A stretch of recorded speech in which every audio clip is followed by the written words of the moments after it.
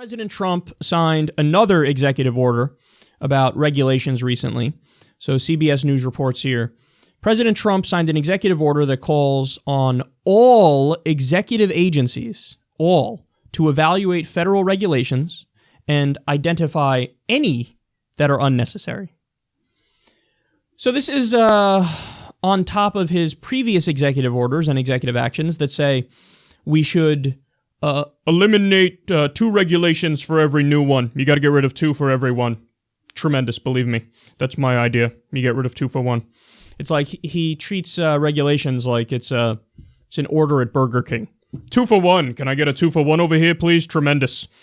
And furthermore, this is on top of his comments that we covered recently. He actually said this multiple times, at least 2 times, probably more than that the ultimate goal is to get rid of 70 to 80% of all regulations.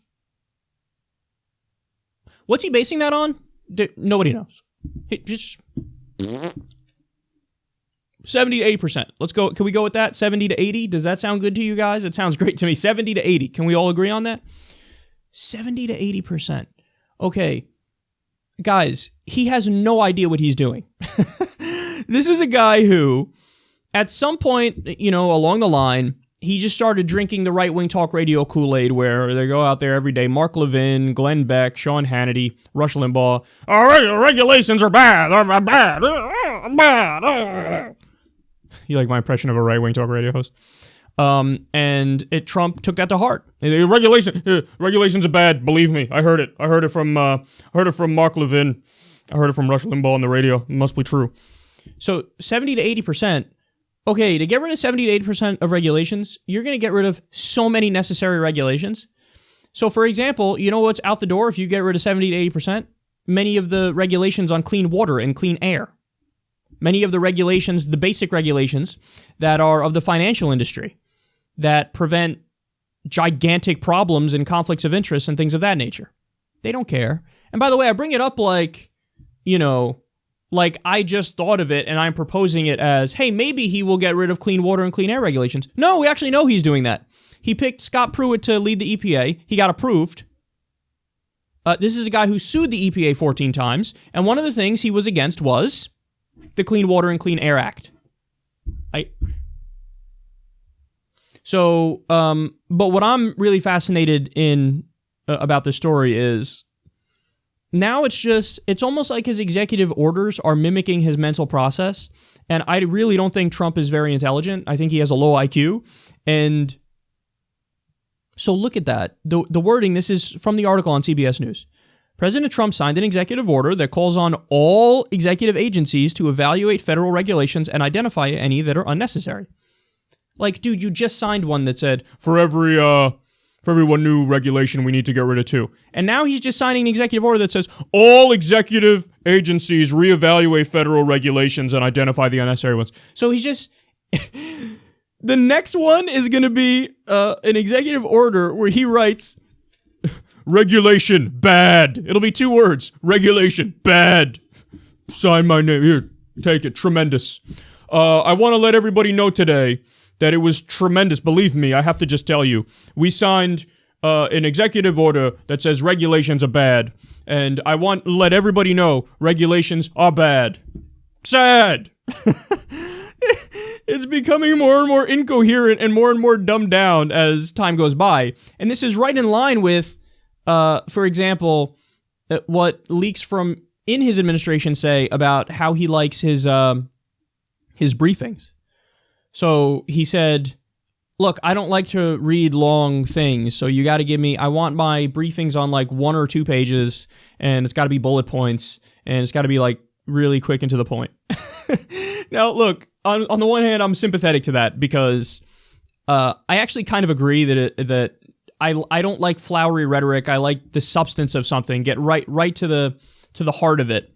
So on that front, I agree. Here's the difference. I'm a YouTube host. This motherfucker's president of the United States. Like, I'm not sure all the shit that you need to know about the world, they can boil down to 1 or 2 pages with bullet points. Like, you actually kind of have to read a shitload and digest it all. You're president of the United States. No, less. I need less. This is too much. And then also he he apparently stops working at about 6:30. Dude, I work until like 12 o'clock at night, and I'm a YouTube host. He works until like 6:30, and they say at night he puts on his bathrobe and he wanders around the White House. Oh, come on. I'm laughing. It's funny, but I'm also dying inside because that's not cool. This is the fucking president of the United States, dog. This is the president of the United States.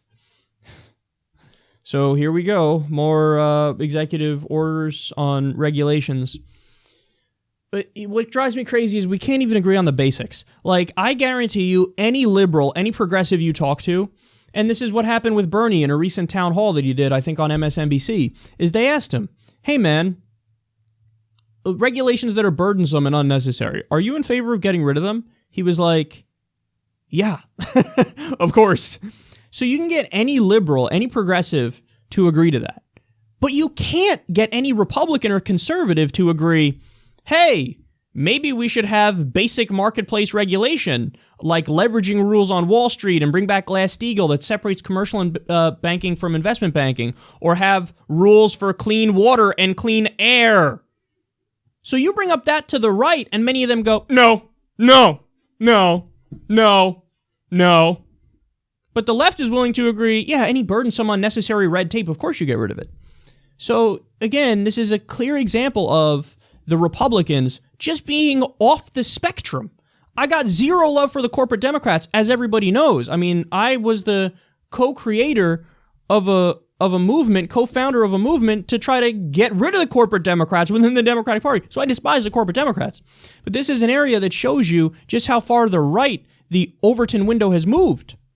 And, of course, that means the spectrum of debate in Washington that's allowed is such that the people who are viewed as even far left are just international moderates. I mean, that's what Bernie Sanders is.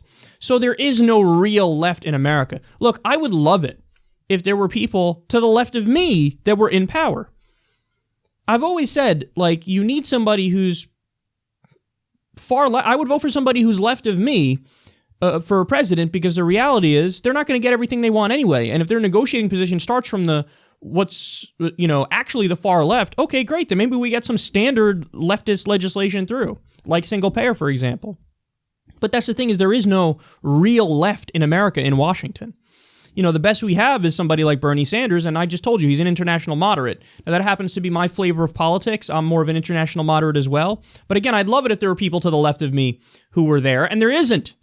In other words, it's a sad state of affairs when, you know, people can listen to my show and think like, oh, yeah, he's the voice of the left. I don't even want to be the voice of the left because I'm not even that left. On so many issues, I'm very moderate. So you deserve people to the left of me, but the spectrum is so fucking far to the right that this is where we're at now. You know, the president just signs executive orders. Regulation bad. Tremendous. Believe me.